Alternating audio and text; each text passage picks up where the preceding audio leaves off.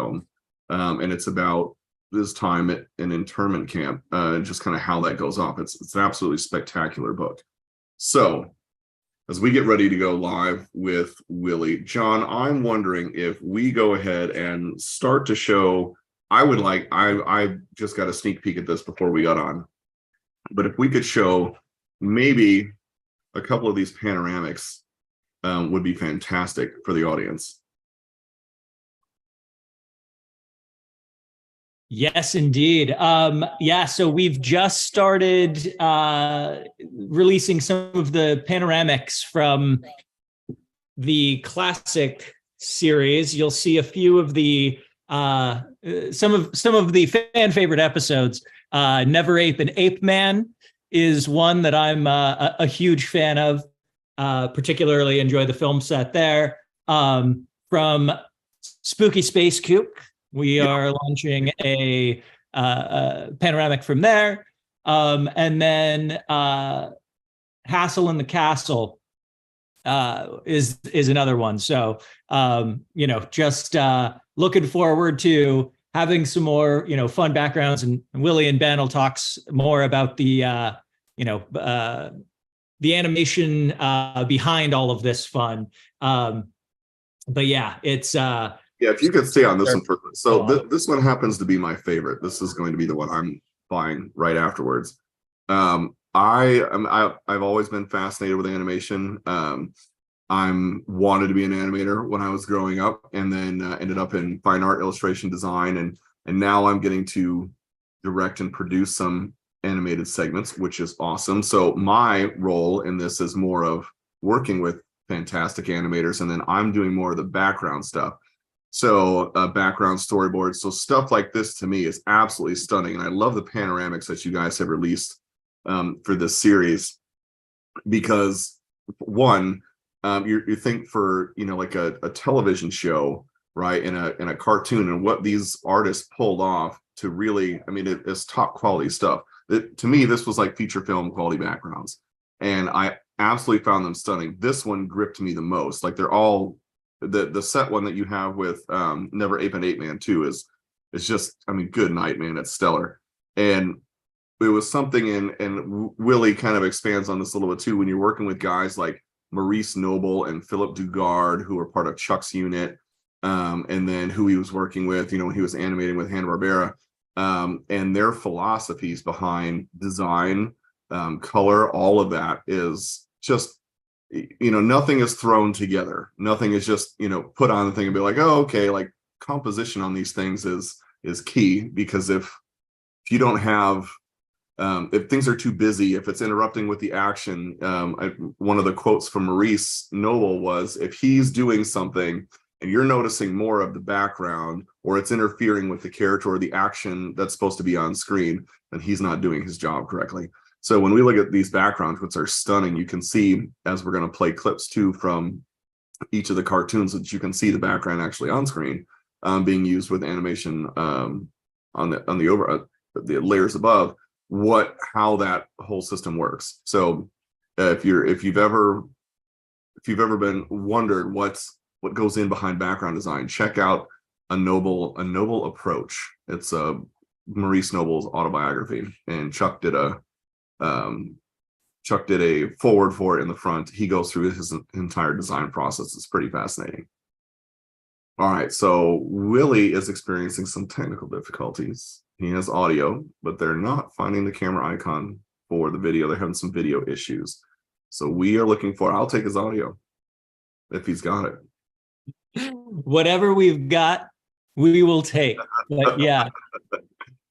So, and John, I think just so that we have kind of like a context of why, like, how did Acme Labs come into working with this and producing these pieces, which are all done on fine art paper, just absolutely exquisite. What was the role? Like, how did Acme Labs come across this and land this wonderful series of pieces? Yeah, so we've been, sourcing various backgrounds from every which way we can, everything from film scans to originals to whatever we can do, and working with some great artists to do some kind of cleanup, touch up where necessary. Kind of our core philosophy of everything is, you know, other than kind of getting the formatting correctly for the different mediums that it'll be in, leaving the original work as true to the artist's vision as possible. So, you know, kind of making, intentionally making, you know, you'll notice some of the, you know, unique special bits of where the artists, you know, paintbrush left a smidge there or a something there, and a, you know, these are production, you know, used for production in animated shorts, which means, you know, this is the work of craftsmen doing production work. And you know, it's beautiful art, incredibly talented painters and artists, but this was stuff that was all done by hand. You know, this was in the days before any, you know, computers were involved, no digital parts were in the original versions of these things, and all of the magic and wonder of hand drawn, hand painted stuff comes through, which you know, we're definitely trying to intentionally keep as much of that in as is possible. Well, and you know what I love about that is, and I get more comments on this now too, especially with the work that we do, is people are looking more for that. Like, there's obviously a lot. The computer CG is great.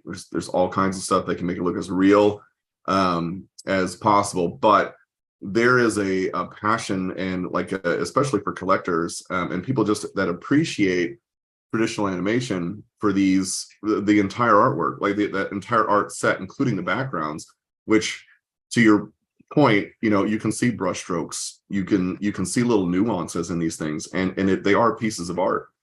So I love the fact that Acme Labs is pulling this together, and that you guys have curated these pieces that are now available for anybody to proudly display on their walls, of which I will be displaying. Like that. Look at that. This is another one of our favorites from the collection, and, you know, featured in What the Heck's Going On, but also in the opening for the early season, or early for the first season. And yeah, just again, the magic of talented artists painting and, you know, creating this stuff by hand, just, it can't be overstated. And so hold on, Ben, just as a tech thing here, it looks like we may have Willie in our attendees instead of in the participants. Let me see if Scott can verify if Willie's come in as a participant as opposed to a panelist, because I can switch him, I think.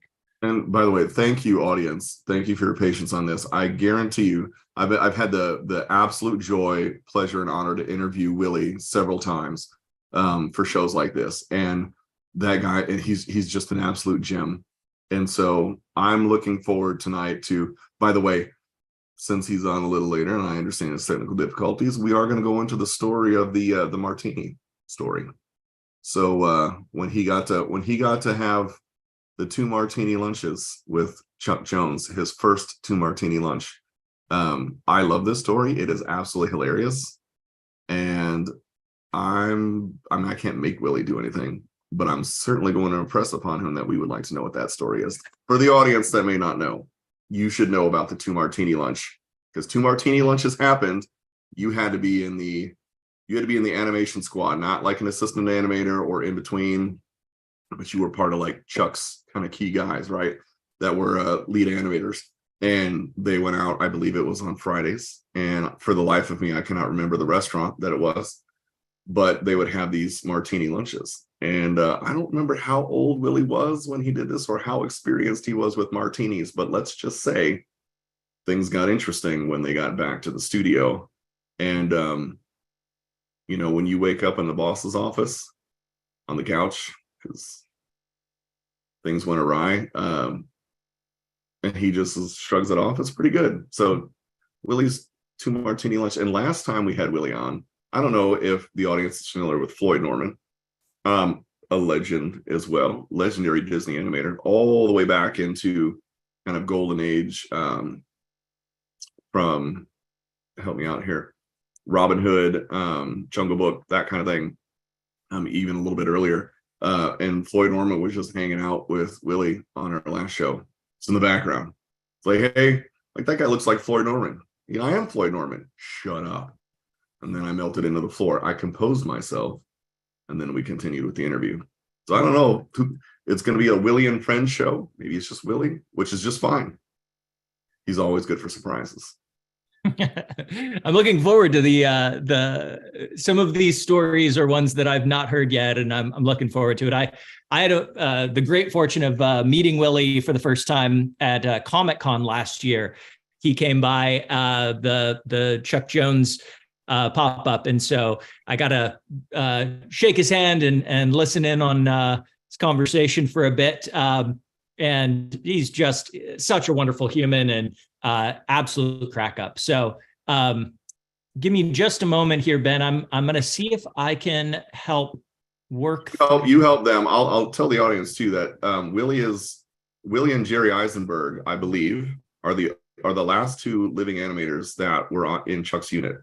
So to have these guys here and thriving and all the energy that they still bring to the art pieces that they collect. I've got both of their stuff in here. I've got Jerry Eisenberg, Jer Bear, love him, and Willie as well. And so to have these guys here who were in Chuck's unit, and obviously a huge Chuck Jones fan, is just a treat and a delight. And Termite Terrace, we'll go into Termite Terrace, what happened, what they would do with the drawings. So if you want to cringe, imagine back in the day, right? And nobody really thought cells were that big of a deal. And, or even the production art, specifically the cells. And they would go sliding across these things on that crusty old wood floor, ripping these things up because it was just like sketching. Off they go. And all these cells from animation just gone. It not into the cell washing days because celluloid was expensive. And so they would wash the cells, re-ink, repaint, shoot the scene, or shoot the cell, wash, rinse, repeat kind of a deal. But these they get into the 50s and the 60s and they're just using them as like skateboards. Yeah. So now does not happen. I mean, we don't really do traditional animation like that anymore anyway, but everything is now preserved even from back in the day, which is thankfully, as people appreciate animation, fine art, which I have all over the place because I'm a huge fan of Chuck. I'm a huge fan of Willie's. The Scooby-Doo stuff is just bananas, and all right, Willie's trying a little something different. I'm going to see if there was a 3 martini lunch like Willie. How many martinis did you have? Was it 2 or was that the first one? What happened when you kind of, when 2 martini lunches were nothing, so you step it up to 3? Then what happens? Can you see him yet? Am I on? There he is. I don't see your camera yet. We don't either. Yeah, it seems to Okay. be crossed out. Well, I did. I uncrossed it. Okay. Hold on. I see Camden's in the house and he's going to ask a question. Well, I'm going to ask a question that he's asked We can't. once we get going. So Camden, hang on to that, buddy. We'll ask Willie that question. If you have questions, folks, that you want to ask Willie about anything, pop them in the Q&A and I would be happy to relay that to Willie on your behalf. We will also call you out. So you'll be named on the show. Camden, right? My man. Camden, I will just tell you, Camden knows more about animation than I think Jerry Beck or really anybody else. So, which is super, and he's like 22. He knew more at 15 when I met him for the first time than I did at, what was I? I don't even know. 35? No, I was older than that. 38? Something like that. Kid blew me away. Young man Camden. Sorry. So I hear Willie's audio, and I think we just are still struggling with the video. Is that true? Yeah. Can you hear me? Yeah, we can hear you. Oh, So, okay. So Willie, while you're getting the camera thing going, let's utilize the audio and let's welcome you into the show. And I just want to say, first of all, do you college graduate Camden? I'm sorry. Yes, college graduate Camden. That means, oh, I feel old. That's all right. It's the white in the beard. Willie looks younger than I do, and he may be slightly in age older than me. So Willie, you're a legend. Last time we met and we did the show, you had Willie and friends over, and which was a nice surprise. And what I love about every time we get together is there's always a new and different story, like something. There he is. How you doing, handsome man? Boy, coming from the old school, growing up with tubes in the radio, and when TV first got available to us, we had these clickers that changed the channels, and of course, today's electronic, especially in how animated cartoons are made today, it's beyond me. So if anyone would ask me, Mr. Ito, how do you make animated cartoons? I have to shrug my shoulders and say, I have no friggin' idea. It's magic. It's just and this and that and computer. So well, I love having you on. You're an absolute blast. I've had the pleasure of meeting you in person, and I've had the pleasure of hosting these shows with you on it. And as we were opening up, as you were coming on, we're just explaining that what a treat and a treasure, as you're one of the last two, I believe, animators in Chuck's unit. And just a wonderfully talented man that continues to create great pieces of artwork, especially in that nostalgia-driven age that we love to play in. Oh, yeah, that's great. Oh, and by the way, the two martinis were each one were doubles. So I virtually had 4 martinis. I was underage, but the way it went is on Fridays, Chuck would invite his animators to lunch at the Smokehouse in Burbank. I forgot the name.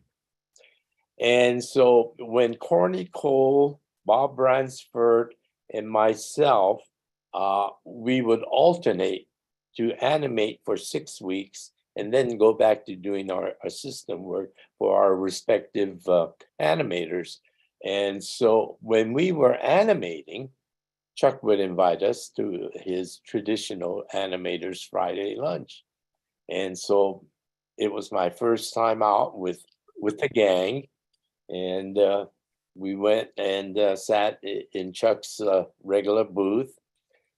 And of course, the Smokehouse was very, very well known for its deep dish martinis, which it was doubled. And of course, I was underage, had no experience in drinking alcohol, but because I guess I was with Chuck and his entourage, they never asked for my ID or anything. So I thought, well, what the heck, I think I might, enjoy a martini. So I ordered it. It came. And it went down rather smoothly. And before I knew it, I was lightheaded and beginning to just enjoy the luncheon. And so I says, well, maybe I'll have another one. I mean, it went down smooth. The second one went down smooth. The only thing that went down hard was the olives. Oh. But anyhow, so after lunch, we all got back to the studio, and I guess the car ride from the Smokehouse to the studio, made me a little lightheaded or more lightheaded. And of course, by the time we got back to the studio, I was really feeling no pain. And so I staggered down the hallway in the Chuck Jones unit, went to Chuck's door, and Chuck says, come on in. And I opened the door and I said, "Hey, Chuck, I'm smashed." And I fell flat on my face.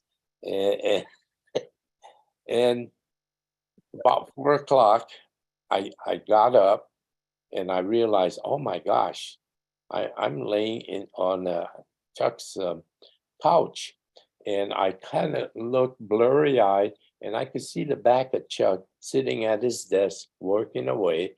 And I thought to myself, well, I better start looking for another job. I just figured, and then he turned around and said, "Hey, are you okay?" I said, "Oh yeah, I think so, Chuck." And he laughed. The other animators came into the room and they were having their jollies. So I figured, well, I was the laugh of the day. But That that was my first experience having heavy alcohol.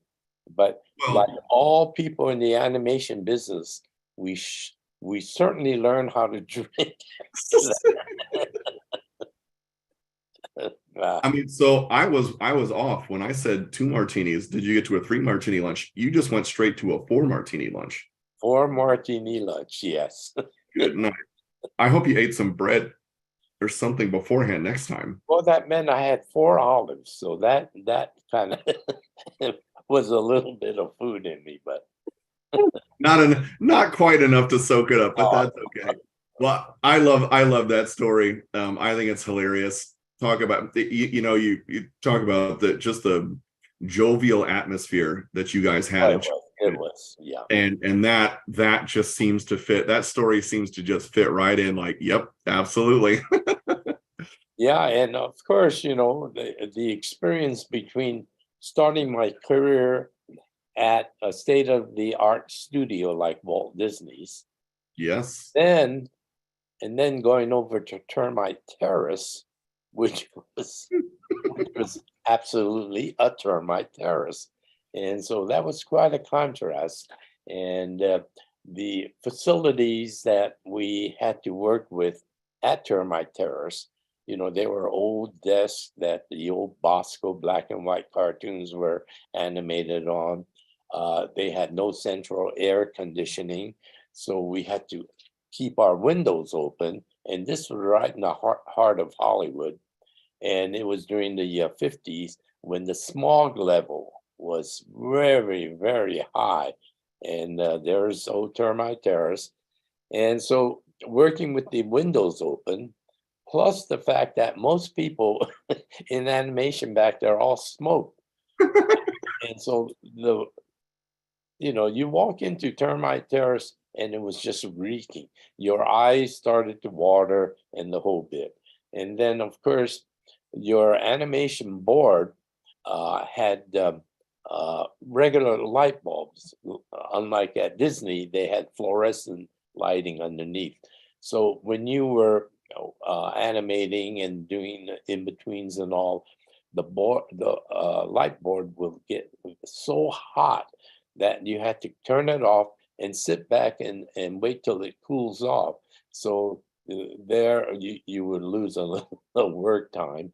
And then, of course, without air conditioning, we had those old-fashioned fans on our desk that we had to keep on. And so, I was thinking, my gosh, 2 animated studios, each of them making such fun cartoons, especially the Warner Brother cartoons.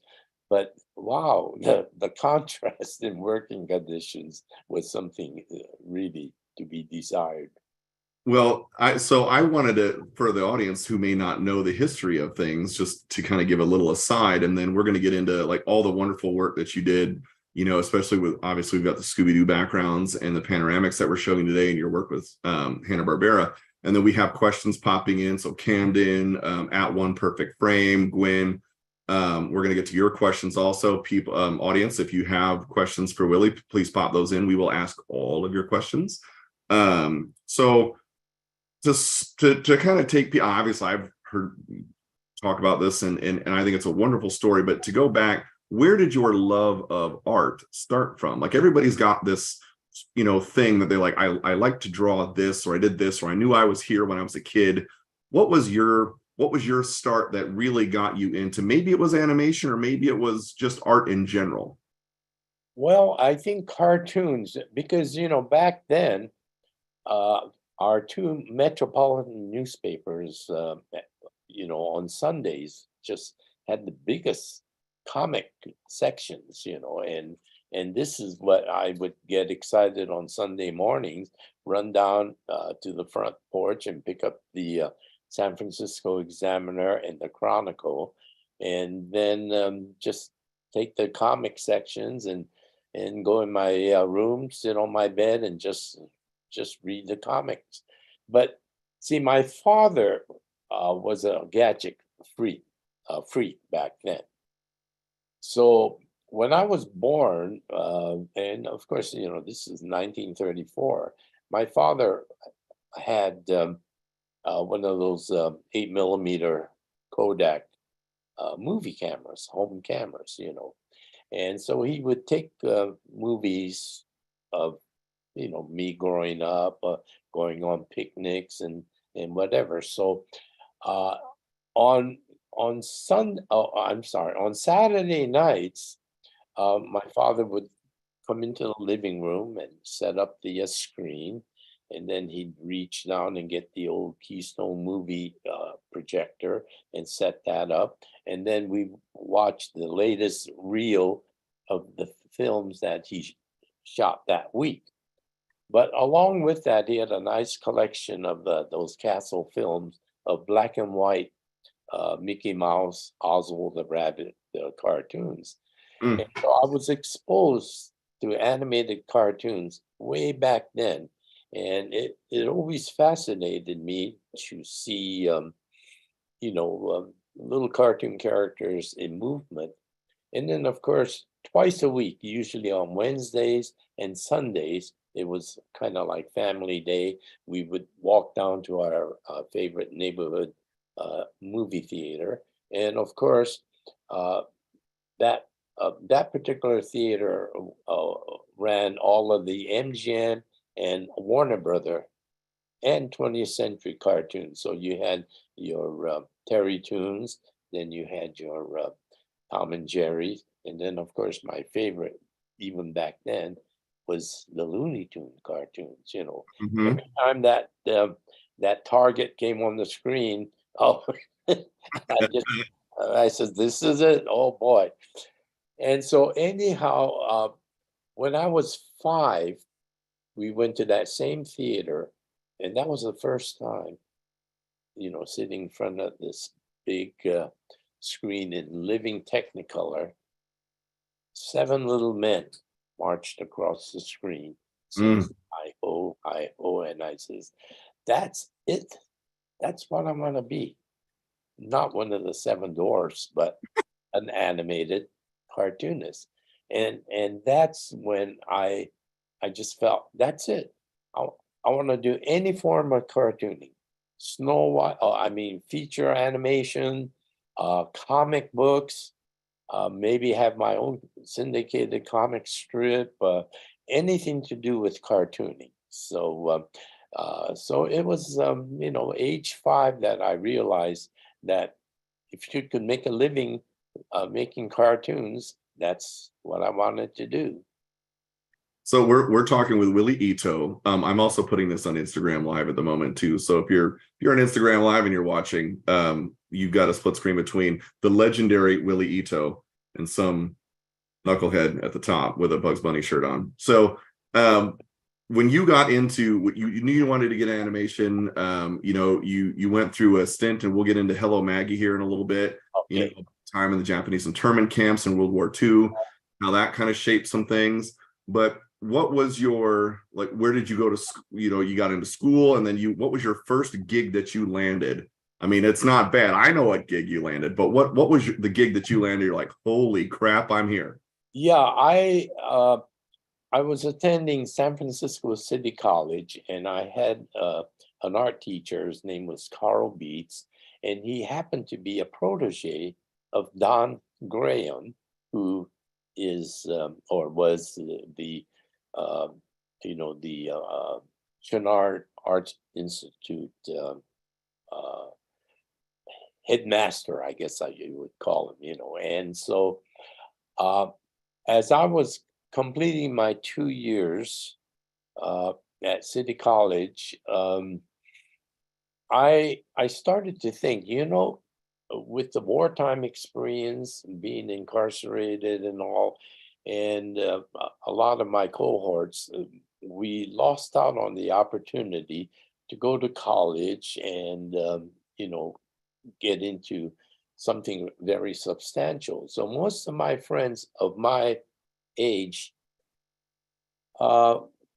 they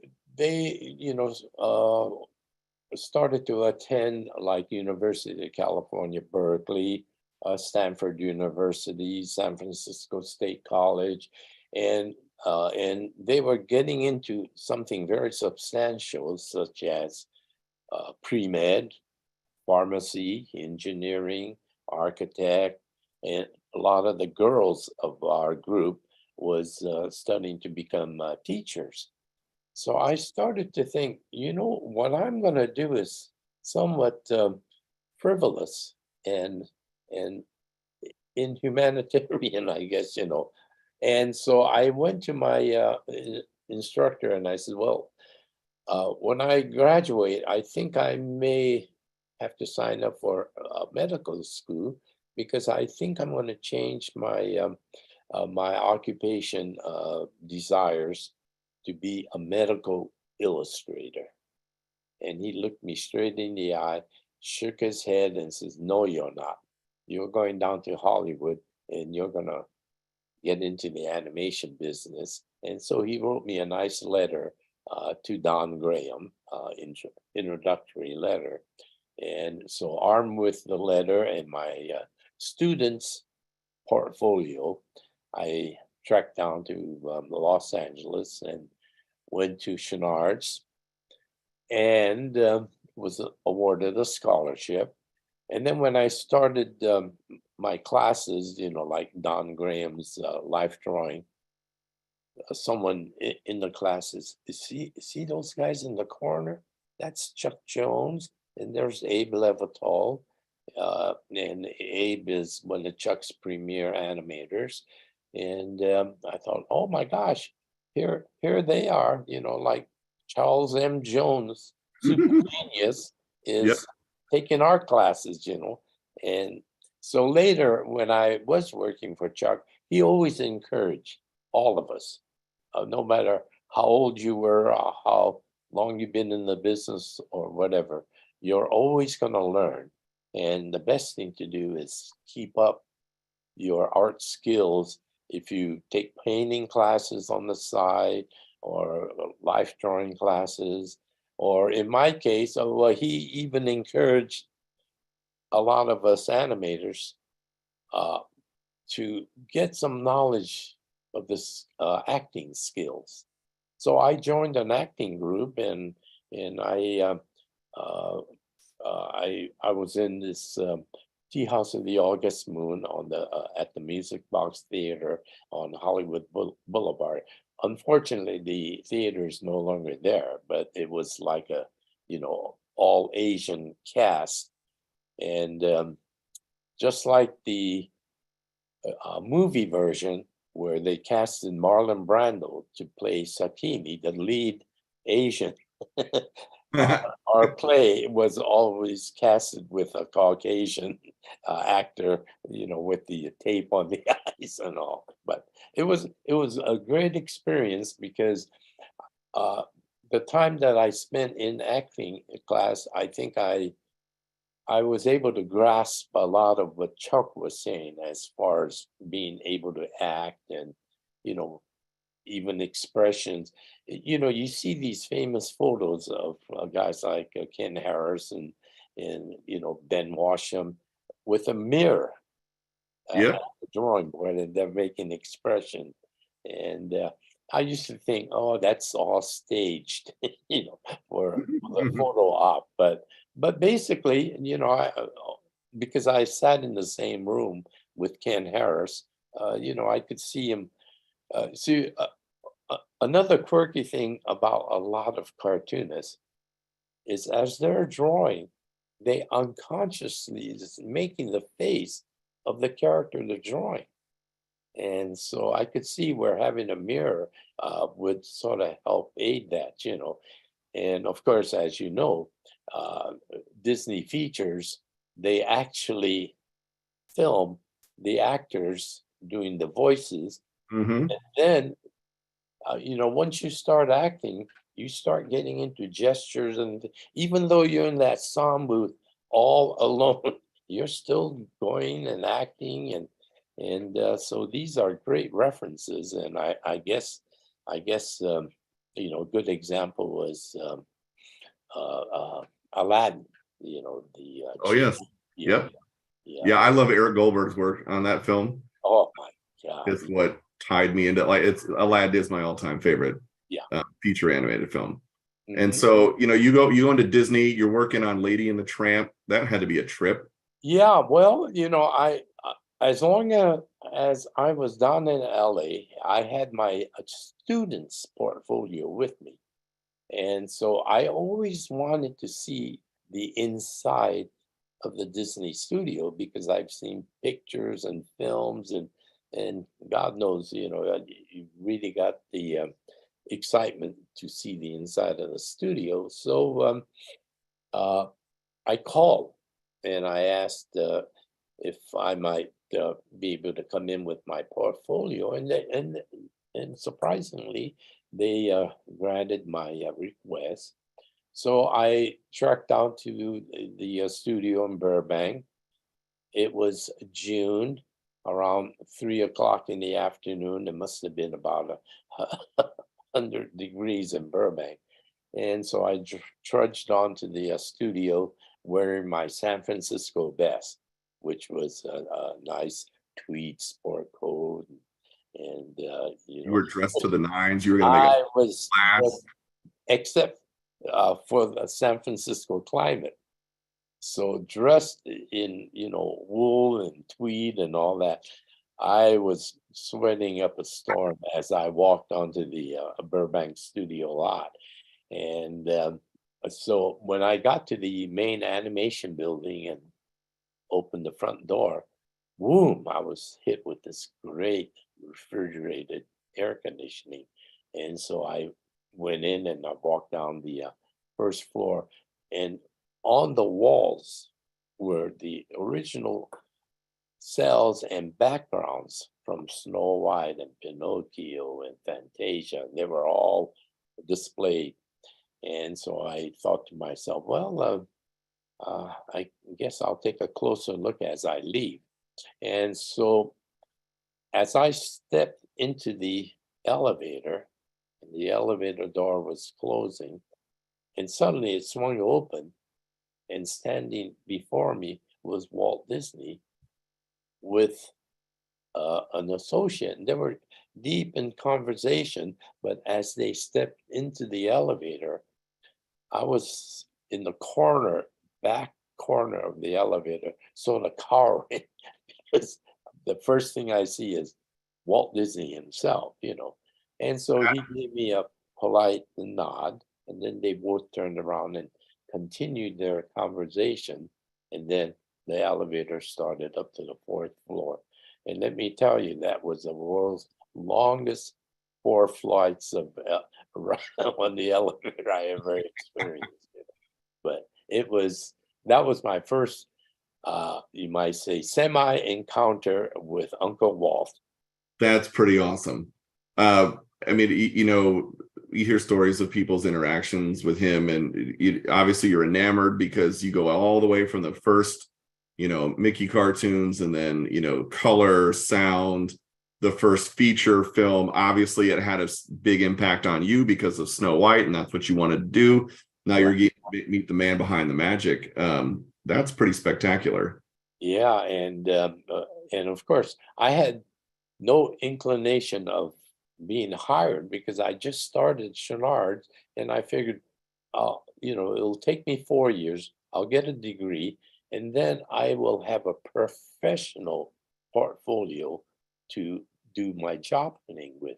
And so I kind of figured that my interview that I was granted was just a lark, and but when I met with the personnel manager, he got on the intercom, and then two fellas walked into the room, and it was a fellow named Andy Ingman, who was the, I guess you might say, the head animation personnel.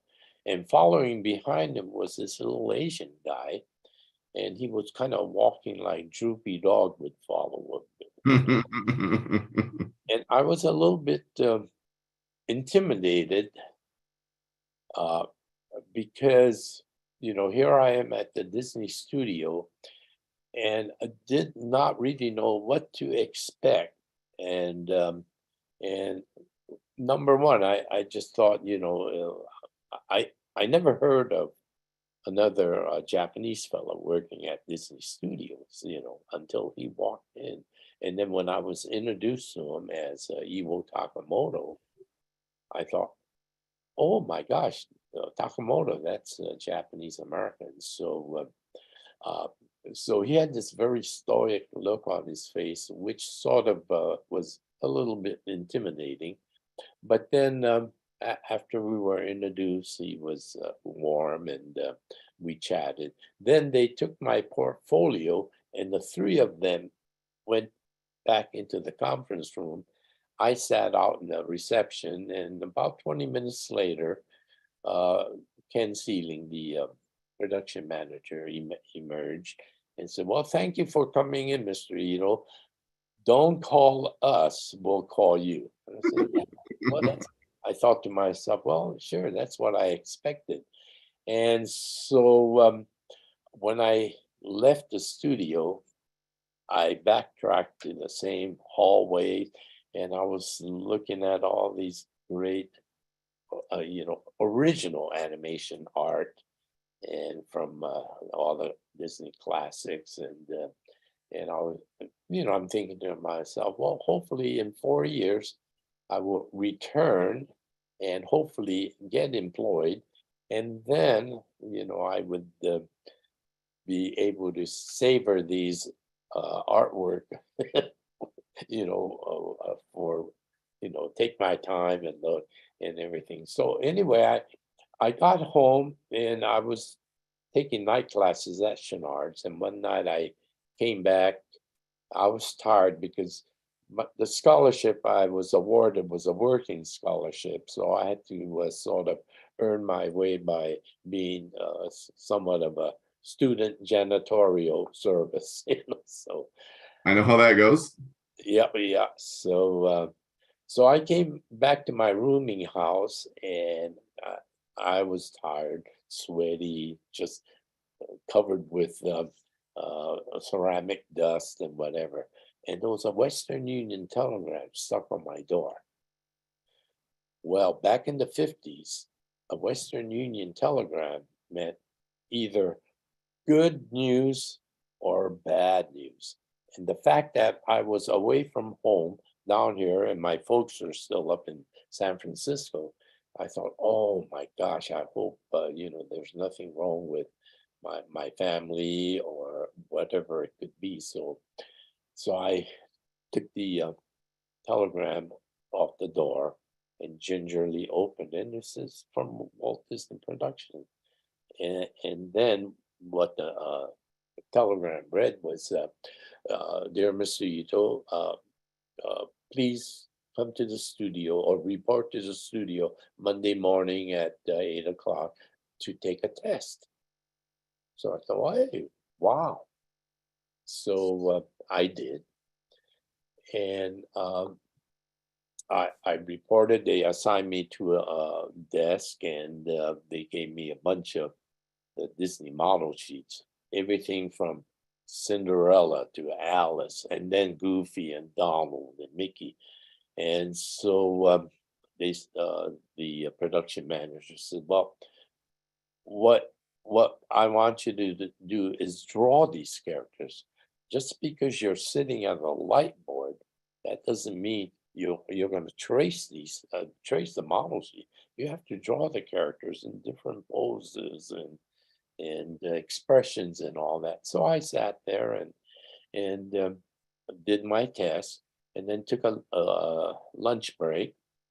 And then at 1 o'clock, I came back to my desk, and then the production manager came by and says, "Well, we liked your test very much, and you're hired." And I thought, "What?" Yes, exactly. And then he says, "Yeah, and then we're going to start you in the lady unit."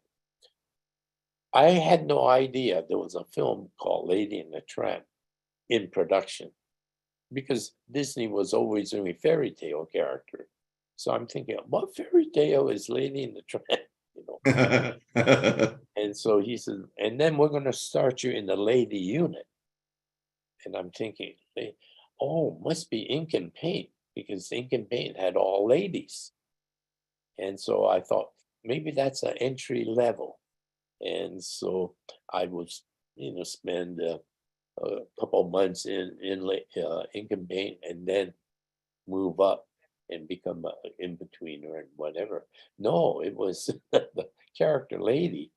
And he told me to go and report to this room, and the fella in there will get you started. So it happened to be Milt Call's office.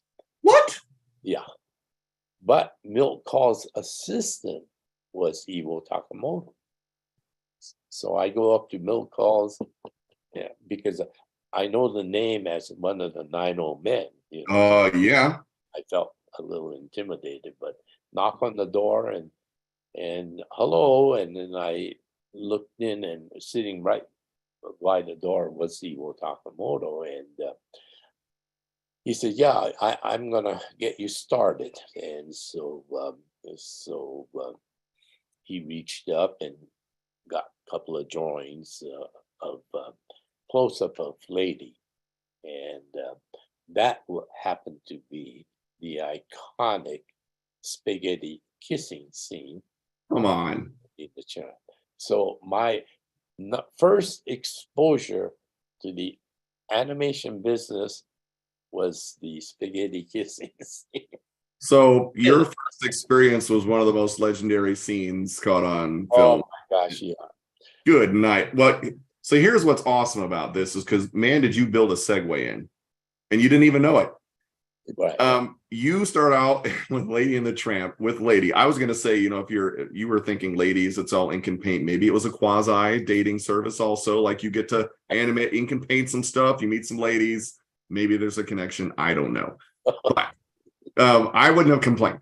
So you go from one of the most famous scenes with two dogs ever to jump a couple of decades working with one of the most famous cartoon TV dogs ever in Scooby-Doo. Oh, yeah. Well,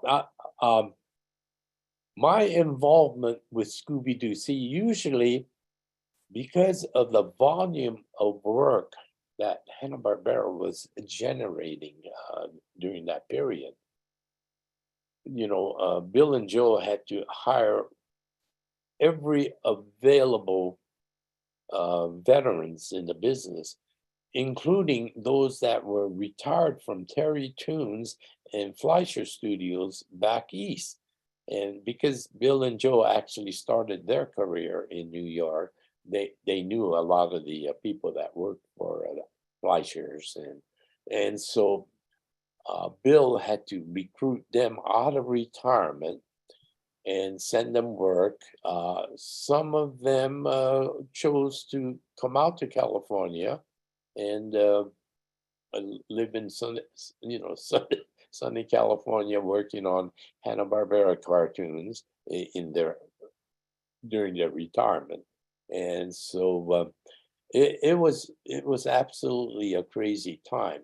So because of the fact that Joe was such a prolific salesperson, every time he went back to New York, he would get on the phone Sunday night and say, "Hey, Bill, you better get another unit started because I just sold another half-hour show.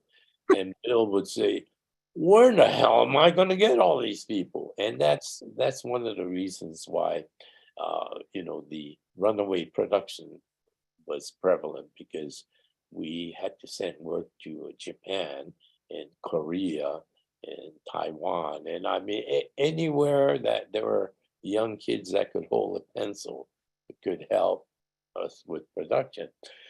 So usually when we wrap a series for the season, we would have to get our creative group together and then start working on presentation for the next season. And we would have to crank out all kind of ideas. And a lot of the ideas were somewhat repetitious, like with the success of the Flintstone being a family comedy.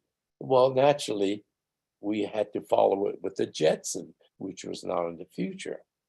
And then during the course of the time that I was at Hanna-Barbera, we did a show called Roman Holiday, which was a family situation in Roman times, So it was like, hey, let's pick an era and then just put a family in there wearing the clothing and recycle a lot of the scripts, And so Scooby-Doo was one of those type of shows that, now the network was trying to get a teenage audience. Okay. And let's see, Freddie Silverman, who was in charge of CBS's special programming, which included Saturday morning children's programming, with all the studios that he sold shows to, like Filmation and other smaller studios that no longer exist. Freddie had the best rapport with the Hanna-Barbera people. And then I guess we came up with the best presentation for an idea that he would throw out to the different studios, just hoping to see how we would handle it. There was two guys that were in editing, Joe Ruby and Kenny Spears. And so, they were basically, staff editors, and they kind of teamed up together and came up with some ideas. And so Freddie was looking for a show. Naturally, practically every other character developed at Hanna-Barbera was a dog character, and starting with Rough and Ready, which was their premiere show, and then right down the line, dogs, And so it was the two guys, Kenny Spears and Joe Ruby, had a concept that they ran by Freddie Silverman. And Freddie liked the idea, but he himself sort of helped expand what the series is. And of course, it was Freddie Silverman that came up with the Scooby-Dooby-Doo, because at that time, Frank Sinatra's, what was the song? Something in the Night. Yep. Yeah. Strangers. Strangers in the Night. Strangers in the Night. Yep. And so the story I hear, he was on the flight flying back to New York, and the tune was so catchy, it kept coming through his head, and he kept saying Scooby-Dooby-Doo. And then once he got to New York, he quickly called the Ken and Joe, hey, we're going to have a dog character, and it'll be called Scooby-Doo. And then now, what kind of dog is it going to be? If it's well, you can't really say the characters were realistic, but they were, not the regular Hanna-Barbera genre, like a Flintstone or something. They were serious teenage kids. And Maynard, from live TV shows like Dobie Gillis. Dobie Gillis, yeah, exactly, yeah. Before their time. And so these were, when we're doing presentation, all these kind of ideas are thrown out. What if it's like a Dobie Gillis character for the Shaggy, And so Shaggy was designed, and Evil was the instrumental character designer. And so now it was time to design the dog, not knowing that Scooby was going to really end up being the star of the series, because the dog characters are usually sidekicks, and then of course you had the regular characters. But it was just one of those things where the proper chemistry with the writing and Freddie Silverman liking it, and then of course Ewo's designs, and so it clicked, and then they wanted to do it like a mystery, but not to scare the kids, because Saturday morning on TV, you're going to have a wide array of young kids watching it, and so they don't want it to be real scary, but they still needed the element of having some kind of villains and all that. And so, Ewo and Jerry Eisenberg and Bob Singer. Bob Singer eventually became the supervising layout man. And, a lot of the character designs for the villains were done by Bob Singer. But, it was a total team effort when we were doing the presentation work. But once the show was basically assigned to certain people, because with so many shows going through the plan at that time, you can't have a whole group on one show, because after the presentation and Scooby-Doo was sold and in production, I was assigned to oversee the Hong Kong Phooey series. So my work on Scooby-Doo was pretty much limited to the presentation stages, and then once it got rolling, then Jerry Eisenberg was assigned to Hair Bears or whatever was the show. I had the Hong Kong Phooey, and so we were all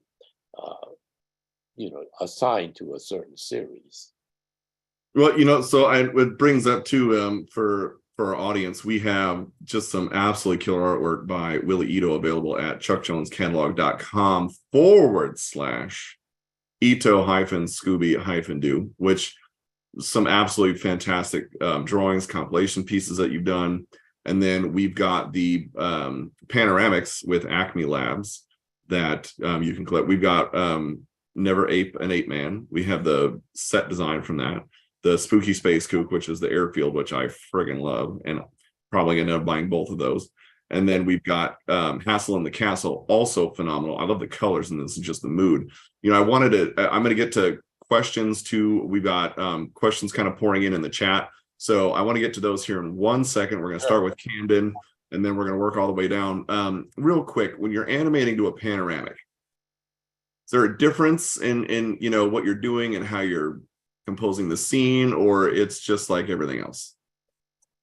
Well, Hanna-Barbera, because of the scheduling and the budget, had to work out a certain production system. And so we came up with what was later known as limited animation, with things that were reused a lot. So, if you saw Fred Flintstone running across the scene, you may see a tree go by, and then the same tree would go by again. And Yep. so we would make these long pans with a repeat on each end. And so when they would shoot it, they would just cycle that same background. And so, he could run from here to New York, and it'll be the same tree passing, But, and then of course the animation, see, there was a studio called UPA, which I'm sure a lot of you are familiar with. And they were noted for the Mr. Magoo and the Jeremiah Boing Boing series.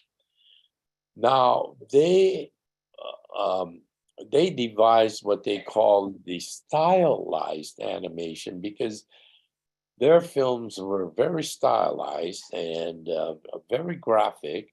And so the animation sort of reflected that type of style. And so Hanna-Barbera sort of adopted the stylized animation as limited animation.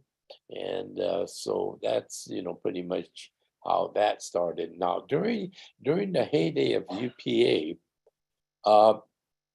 we well, over at the Warner Brothers, there was kind of a feeling that maybe we could update the look.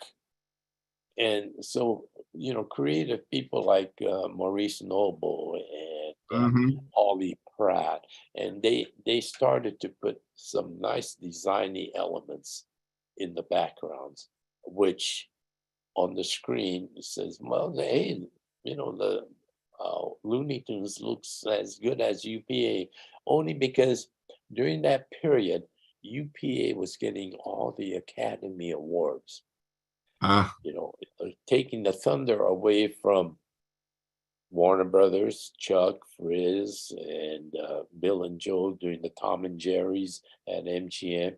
And so all of a sudden, and of course, Disney shorts, they were getting Academy Awards for Best Animated Short. And so the people at UPA was kind of strutting around saying, hey, look at us, we're the hottest studio in town, and we're consistently getting the Academy Award for the best cartoon. So Walt went to Ward Kimball and says, hey, these guys, and also too, see, a lot of the guys that were involved at UPA were part of the strike, the Disney studio strike, ah, and having left the studio. So there was another reason why, these guys could be very boastful, saying, hey, we're no longer under the Disney umbrella, but look at us. We're copying all the Academy Awards and the whole bit. So Walt went to Ward Kimball and says, we got to do something. Yeah, I mean, these studios like Looney Tunes and MGM and of course UPA, is taking all our credit of having the best cartoons, because the Disney Shorts department did do some very good shorts, but now they were pretty much just doing Chip and Dale and Donald Duck cartoons, And so Ward came up with an idea. They put it into production. They entered it in the following year's Academy Award, won the Oscar for the best cartoon of the year. And Walt says, well, we could show them that we could do this kind of cartoons too, which happened to be Toot, Whistle, Plunk, and Boom.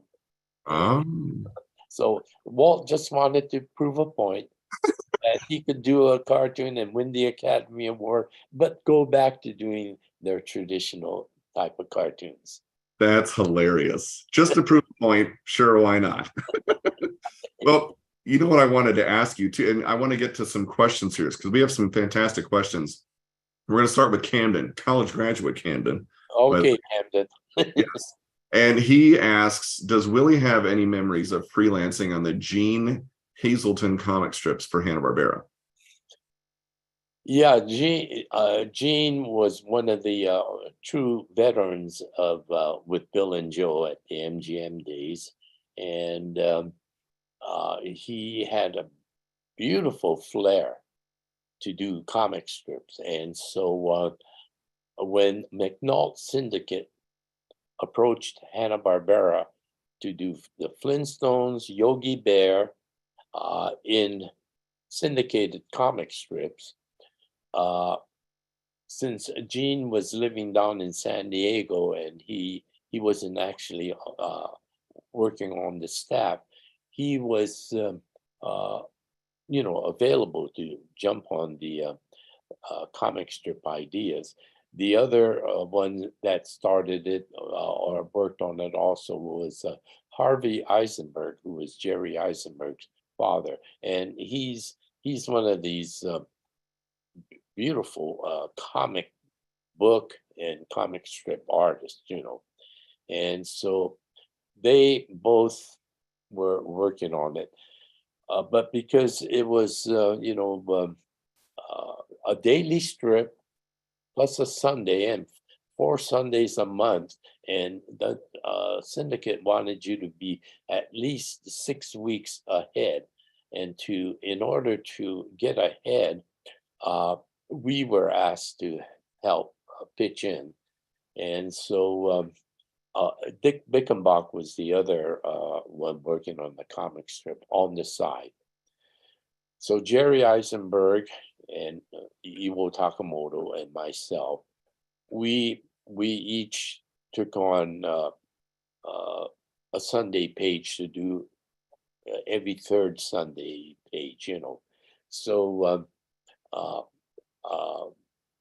so basically, we two, the three of us had our hands in penciling. We had one inker that inked all the strips to keep it consistent. But I think Gene Hazelton, being that he was down in San Diego, and he has a certain touch. You can look at a Pebbles and Bam Bam and a Flintstone strip and say, man, that's Gene Hazelton, He really had the knack. But Which is yeah, that's cool when you can pick out people's style and you've got it down that far. I've got another question for you. Yeah. From One Perfect Frame. How did you get the opportunity to do layouts for the Friz Freleng cartoon Prince Violent in 1961? Oh, okay. Now, I was working with Chuck, and Chuck knew that I was very interested in getting, into more than just animating, but I wanted to do character design, layouts, and the whole schmear. And so Holly Pratt, who was Friz Freleng's layout man, Friz was looking to promote Holly as a director, so they could set up another unit. And so Holly needed someone to train. So Friz went to Chuck and says, "You think I could borrow Willie for one picture?" And so they came to me and says, would you mind working with Friz and doing a Bugs Bunny Yosemite Sam short called Prince Violent? And I said, yeah, I'd be very happy to. So I went over to the Frizz's unit. They gave me an office there. And then I set to work on my very first layout assignment for a 6-minute cartoon. And apparently Friz liked it. And much to Holly Pratt's mentorship, I guess it turned out to be pretty good. And so that was my very first Warner Brother screen credit. as No a, kidding. That's yeah. awesome. So I still got the actual cell in the background and everything. But later, when Prince Violent went into TV syndication, they had to change it to Prince Varmint because Prince Violent was too violent. Of course. Oh, that's good. So I've got another question from Gwen. And it said, "Hi, Willie. Do you have a favorite production you worked on, either Chuck Jones or overall? And do you have any favorite memories working on that production that would be your favorite?" I have to say, with all the different series I worked on, including Lady and the Tramp, which is, you got to say it's my sentimental favorite. And being a Mickey Mouse collector all these years, people will assume that my favorite character would be Mickey Mouse. But no, actually, my favorite character was J. Michigan Frog. Really? And it was only a one shot while I was there. I understand that they did another Michigan Frog once. They had the new Sure. reactivating the new studio, but see, Ken Harris was so good on dance scenes and all that Chuck would sort of typecast them to do, anything dancing and all that. So, when Jay Michigan Frog danced across the screen singing "Hello, my baby, hello, my honey," and all that, that's all stuff that Ken and I worked on, as well as all the running around and dancing in What's Opera Doc. That's all. Well, which is considered the greatest animated short of all time, I believe. And I'm so proud to have worked on it uncredited. That's good. All right, so I've got, and this is an interesting one. And given what you just said about well, I mean, they're all interesting ones. This one is an interesting based on current standards of animation and where we're going. Douglas Pfizer asks, "How do you see the future of animation, and specifically AI? So artificial intelligence created animation. How do you have any thoughts on that?" Well, I I'll probably get murdered by this, but I'm not a big fan of the computer animation. Okay. And so I guess because I'm from the old school, I worked all through the golden age of animation, doing 2D animation.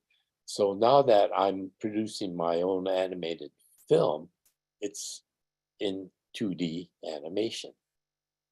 Which I love. I'm working on a piece right now, and I've got some incredible animators. Oh, We're wow. Yeah. 2D traditional animated sequence, which I'm stoked for. So I love the fact that you're doing in traditional an animated feature, or it's your book, isn't it, that has been turned into a film? Right. Which, congratulations to that, because last time we talked, it was in the talks, and now we're in.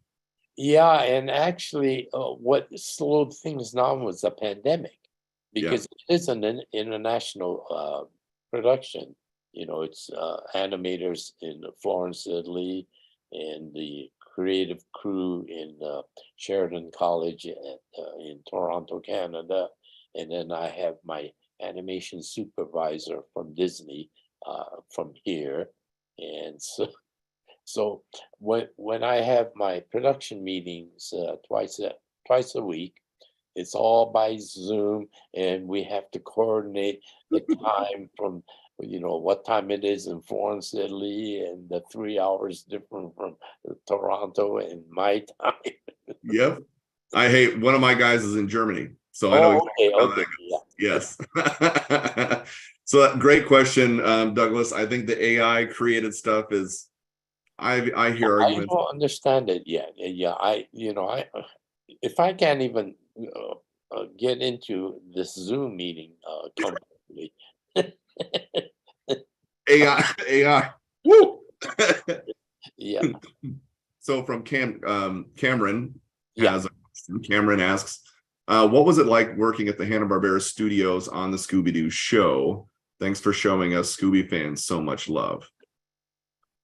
It was, again, it was exciting times. Of course, those of us working there, we were always under the gun. It was like faster, faster, cheaper, cheaper was the model.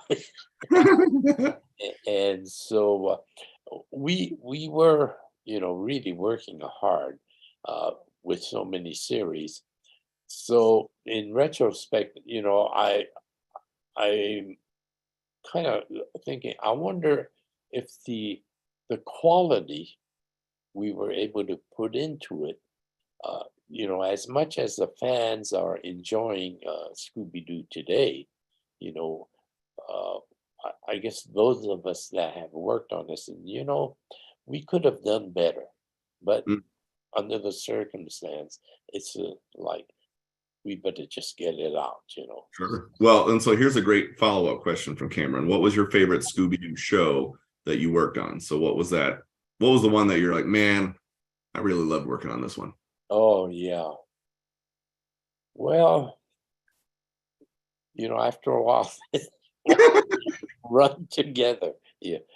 Working on the very first episode, it's usually when you're working on the premiere episode of any series, it's fun because you're trying to put the most into it. You're always looking out for the best quality, trying to get the best animators working on it and all that. But then once it starts to, roll, then it becomes pretty routine. However, between Evil and Bob Singer, they designed some great villain characters in Hmm. subsequent uh, series, and so I know a lot of those would have been real fun to work on, but no, I kind of moved on. My villains and heroes were all from the Hong Kong Fooey series. Nice. Well, I've got two more questions for Oh you. yeah, sure.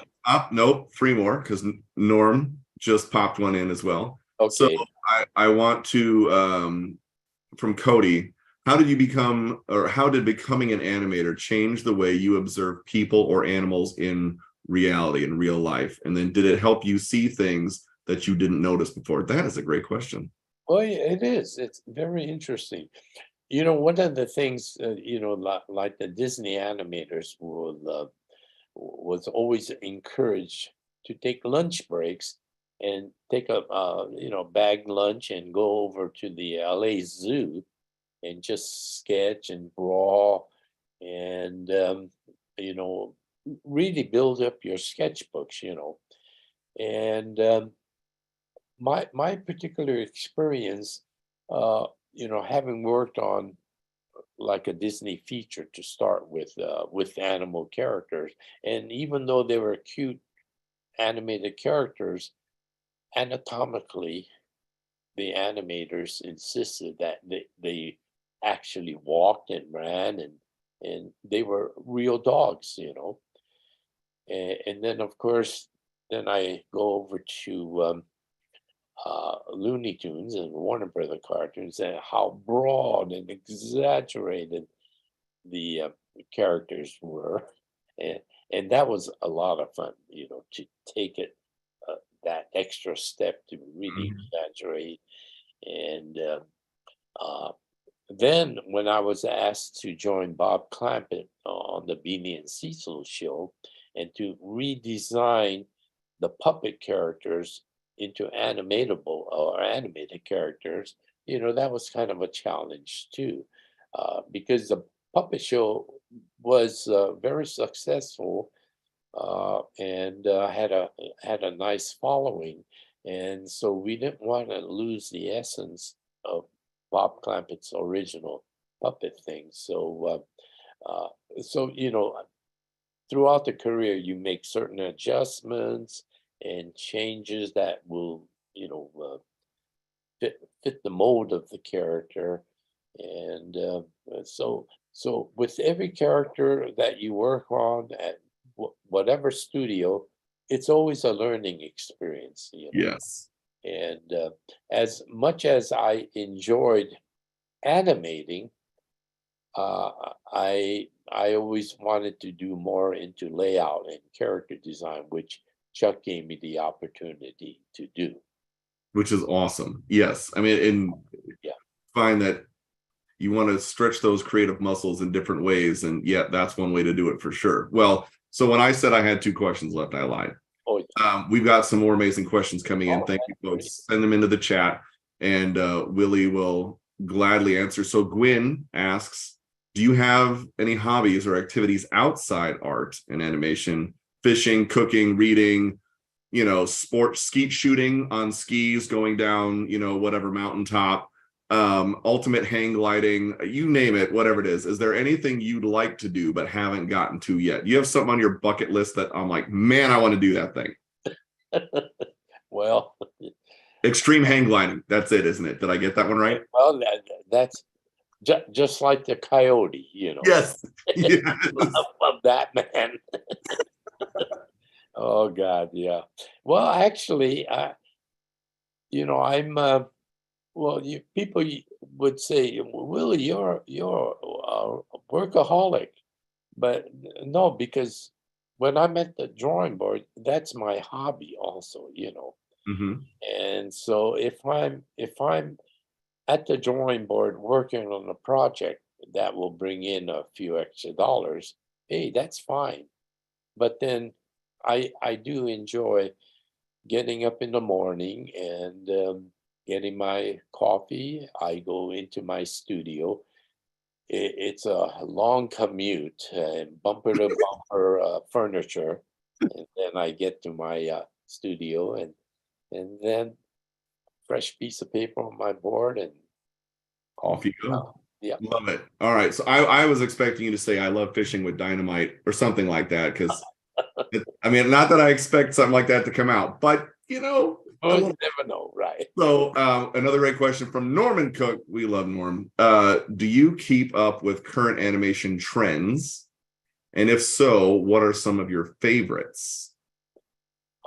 Well, trend wise, I have no idea how cartoons are made today. And so when I was in Florence, Italy, and when we first talked about the Hello Maggie, there was an animator, Sandro Cruzo, who was working out in Nemo Academia. And so we visited his office, and he had this thing in front of him called a Cintiq. Ah, He's drawing and and I still work at my light board on my disc. I still have reams of punched animation paper, which I put on my pegs. And with my Blackwing pencil, I would start to draw. there you go. And so that's basically how I do it. And so when we have our twice a week production meeting, I'm reviewing all the latest animation and all that, and it's all being done electronically. And then when my supervising animator makes the corrections, you could see it right on the screen with another color. He said, well, maybe it should be this way and that way. And I'm going, I could never do that, because first of all, I have no idea how to even turn on my Cintiq. That's okay. We love your traditional style. Blackwing. Blackwing is the best. Exactly. I've got plenty of those suckers too. So we're going to do this. I've got 3 more questions, Okay. and then we're going to showcase all these glorious backgrounds that we have. Oh, great. Yeah. Yes. And then we're going to close out with a final thought from you. So I want to, the three last questions from Brian, Joel, and Teresa. So Brian asks, what was your daily, weekly footage output from your Disney days compared to your Hanna-Barbera days with different styles of animation? So what were you pumping out? Was it 10 feet here and 5 feet there? Like what were you doing? Well, on that close-up of Lady, that was a very crucial scene. And it had to be like perfect. And of course, a lot of you know that back then everything was hand inked and painted. Mm-hmm. So your drawing had to be 99.99% accurate, because once it went and got traced, it may lose 2% or something, because the Disney ink and paint girls were just phenomenal. I mean, they were right on the button. But we really labored, and because of the fact that most of my work during my stint at Disney was working on ladies, and so we were told at that time, if you could do one an hour, 8 drawings a day. What? And so at the time that we wrapped up Lady and the Tramp, I was up to 7 drawings a day, and I was very proud of that. And so I thought, wow, just one more drawing, and I would have been hitting my quota every day, you know. And then I started with Warner Brothers, and I was in the bullpen. Oh, here it comes. George Grandpré was sort of the guy handing out scenes at that time, and I got a scene and looked at it and flipped it, and there was Speedy Gonzalez going all over the place. And so that first day, I did 13 Speedy Gonzalez in-betweens, and I was proud. And this is, you know, you're supposed to be doing 30 drawings a day here at Warner Brothers. 30 drawings a day. Oh my gosh. And then when I started at Hanna-Barbera. Please tell me it's like 140. Oh my gosh, yeah, it was right up there. And layout wise, you know, we were expected to do 1 6-minute cartoon a week. A week? A week. And one a week? Yep. So during the day, you know, we well, you come in Monday morning, you put a fresh piece of paper, and he says, fade in scene 1.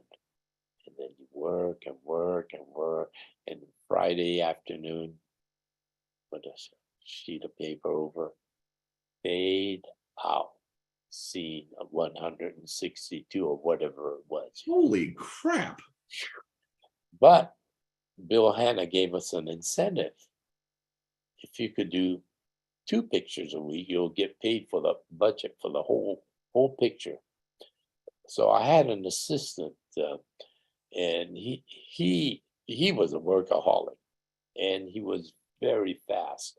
And so he says to me, just rough out or block out the pictures, and then he'll take it and true up the characters. So him and I worked together after hours at the studio to work on our second picture, and we were able to do 2 pictures a week for weeks and weeks.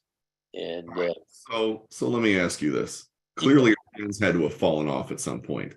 Do you have Luke Skywalker style bionic hands that we just don't know about? And this is just, you know, skin fabricated over, and you can go to town at. How did you do 2 pictures, 2 full 6-minute cartoons a week?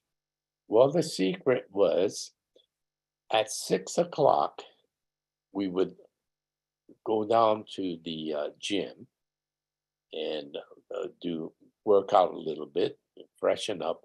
Then right across from the gym was a restaurant bar called Baroni's, and we would go in there, and it was like tail end of cocktail hour. So we basically ate dinner at cocktail hour, and a few more, not quite deep dish martinis, but we did fortify ourselves.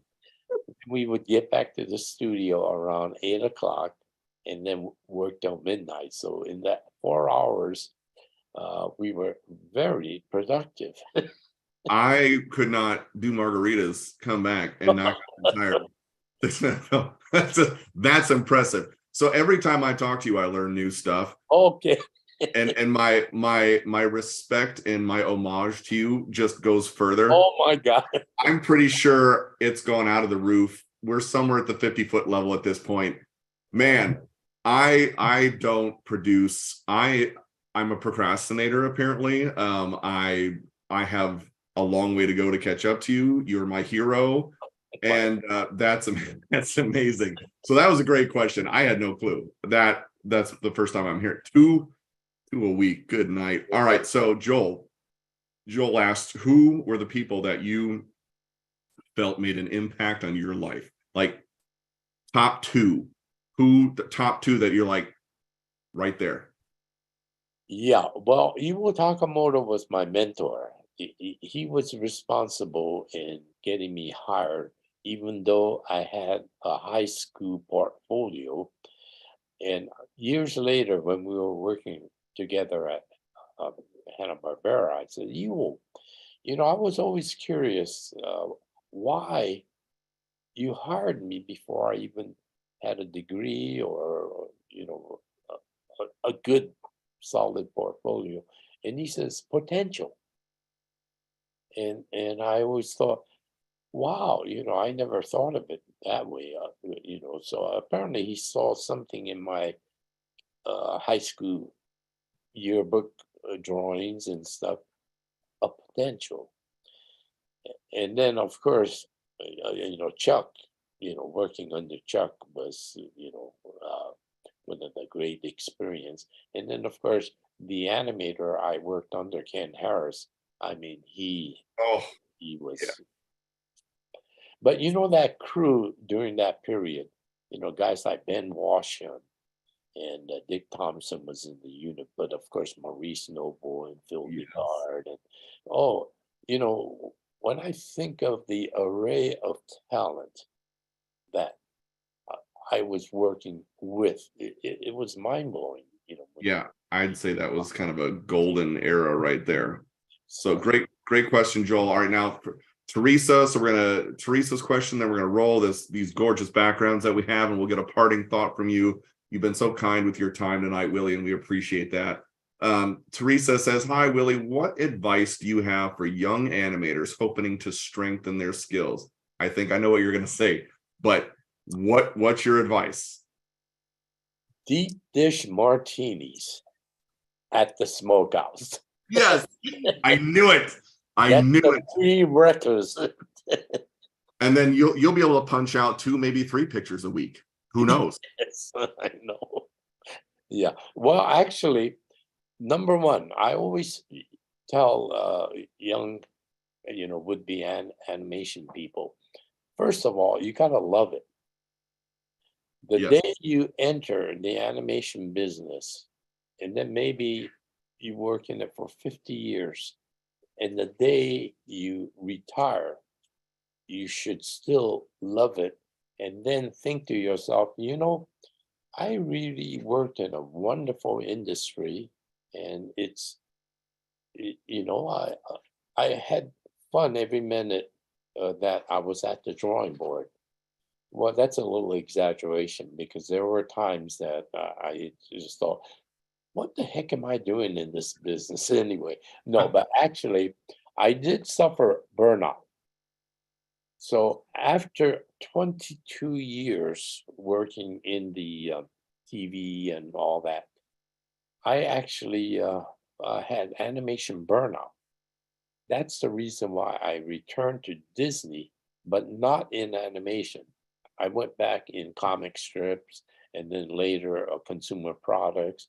And so I spent the next 23 years back at Disney But the fact that, feature animation was right there, and I did spend uh, the grow the period where the Disney was starting their TV animation division, and the first shows that we did was the Wuzzles and the Gummy Bears.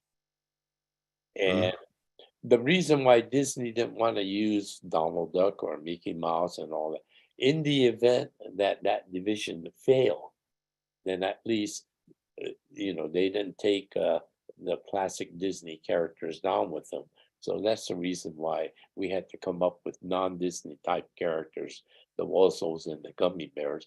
But the show turned out to be a hit, and then Disney was able to start their TV division, and Mhm. Darkwing Duck and the Favorite. Yep.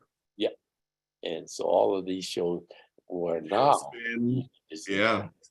DuckTales, you name it, all that stuff. Absolutely. So John Wheat says, thanks, Willie. Thank you, John, for popping a comment in the chat. We want to roll these 12 backgrounds, and then we're going to get a parting thought from you. Okay.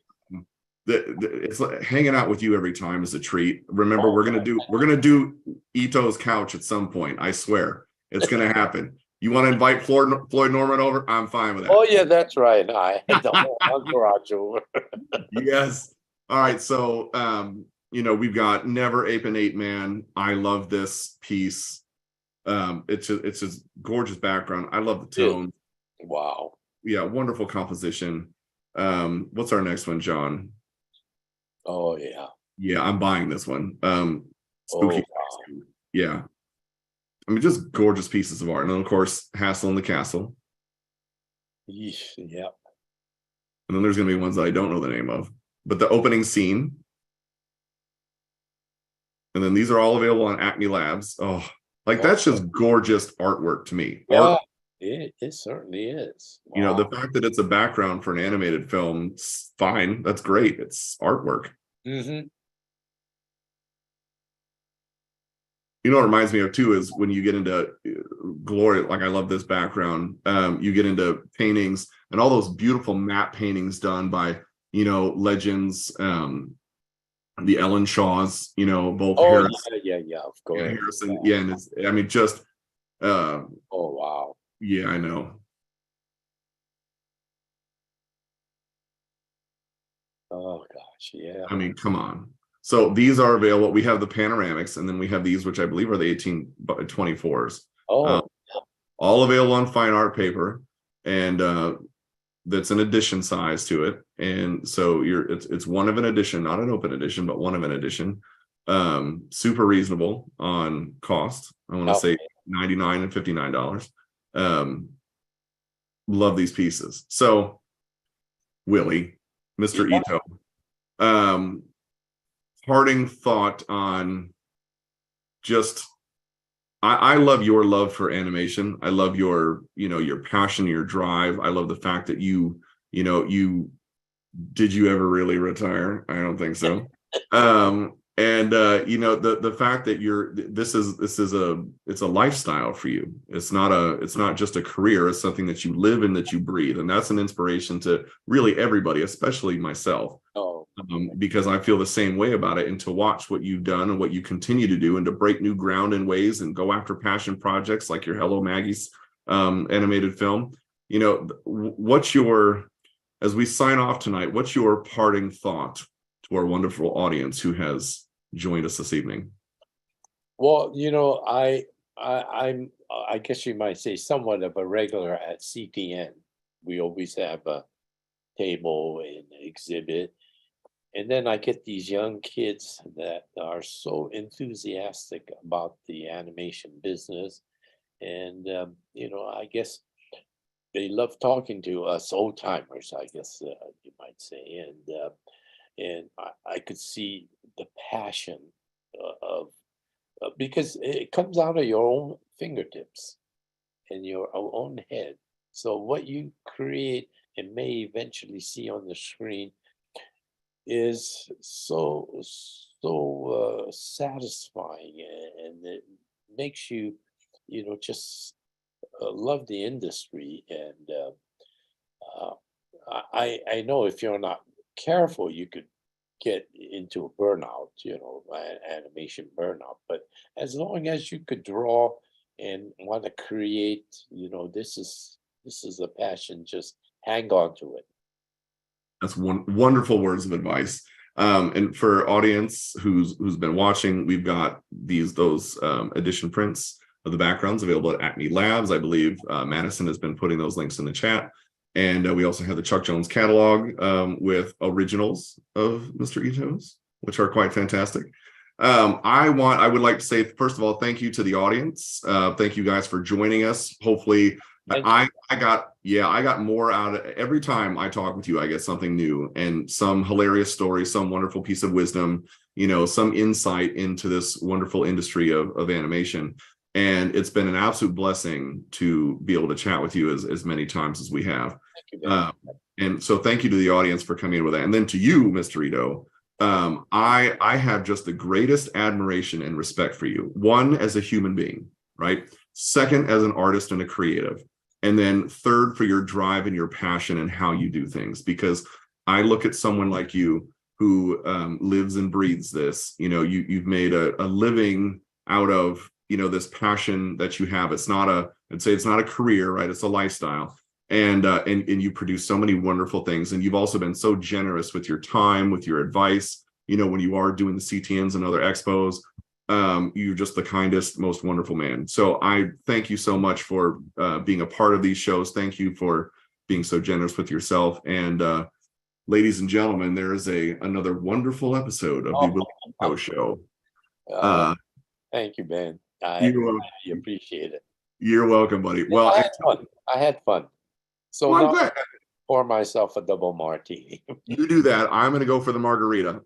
Ito's Couch. Remember, I'm just saying, I'm out in California twice in the next couple of months. If Ito's Couch happens, and if we have a plethora of dudes hanging out, Floyd Norman. Now, where are you broadcasting or Zoom casting from?